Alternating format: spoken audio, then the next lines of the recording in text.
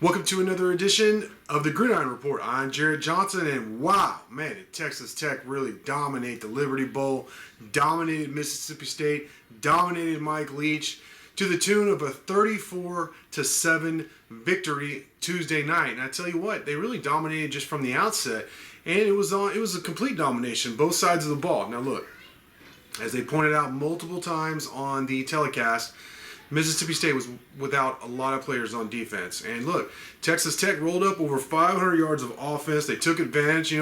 Look, nobody makes a lot of excuses for Texas Tech when they have guys out. So, okay, that's fine. Tech rolled up 260 rushing yards, 252 passing yards. Donovan Smith was very good. He finished 15 for 28 for 252 yards and one touchdown. But really, rushing's where it was at on the ground. The Red Raiders averaged almost 6 yards per carry Tuesday night against one of the better run defenses in the country. I think they were top 10 coming into the game. Now, again, I know there were a lot of people out, and I understand that. I'm going to come back to that later here on the other side of the ball where they did not have a lot of guys out. But sticking with Tech's offense, Taj Brooks finished with 107 yards and a touchdown. Sarajic Thompson, 80 yards and a touchdown. Donovan Smith added 30 yards and another touchdown on the ground, along with his really stellar performance as a quarterback. Now, I know there were some accuracy issues at times, but he hit some big plays. He didn't turn the ball over. Tech actually was +3 in the turnover department, which was great. I mean, obviously that's huge. That was one of my keys to the game coming in. Some other guys had really good nights. Miles Price receiving had 3 catches for 72 yards. Jerand Bradley, which was really nice to see him get some run, 2 catches for 64 yards. J.J. Spartman had a really nice touchdown catch, 2 catches, 29 yards. One was not necessarily in the back of the end zone, but he was kind of covered. Smith put it up where only Spartman was going to be able to get it, or it was going to be incomplete. He went high like he's supposed to, like we've been talking about all season before the season. Went up and hauled in the pass, looked dominant, and just really that was a really good description for just the way Texas Tech dominated Mississippi State. I mean, from the outset, they looked like the better team. They looked like the team that should have been favored by 9 or 10 points. 34-7 was the final result, and while offensively they were very good, very good.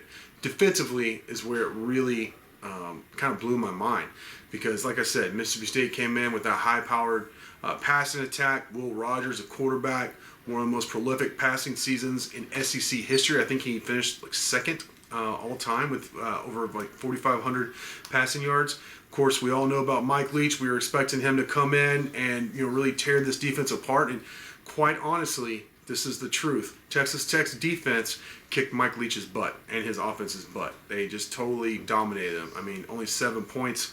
The total stat difference was pretty amazing. Texas Tech, and it was more than this for most of the games. Some of these stats that Mississippi State got, this yardage, which how much do we really care about yardage? I guess only when it's just this much of a discrepancy. 512 yards to 344. I mean, let's be honest. The Red Raider defense just kicked their butts. 3 turnovers, several sacks. Tyree Wilson was really impressive. All the linebackers were really good. Krishan Merriweather, Colin Schooler, they played very well.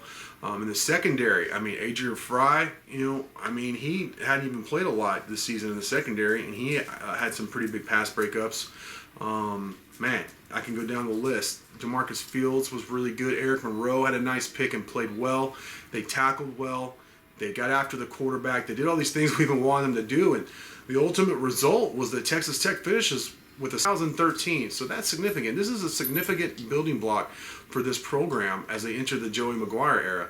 And, I think the ultimate takeaway, and this, I said this in the preview video, was this is the story for me that I wanted to see was not, and I understand everybody else wanted this, it wasn't the Texas Tech versus Mike Leach storyline. It was within this specific team, this specific season, how no matter what kind of adversity they faced, they were able to band together and play as a team. Now, sometimes the result wasn't good at all. I mean, obviously the Texas game, the TCU game, Oklahoma State game, they got pushed around some.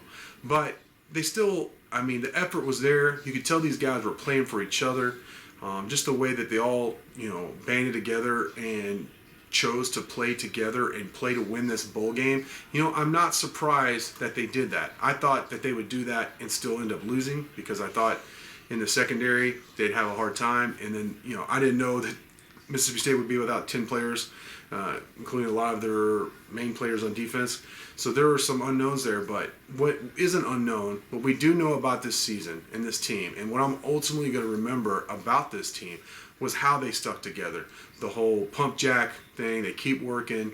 The coaches even, despite Matt Wells being fired 2/3 of the way into the season, they really rallied, and almost all of them came back to coach this bowl game despite being spread out all over the country with their new jobs. And they obviously took it seriously. They wanted to win the game. They wanted to win the game for each other.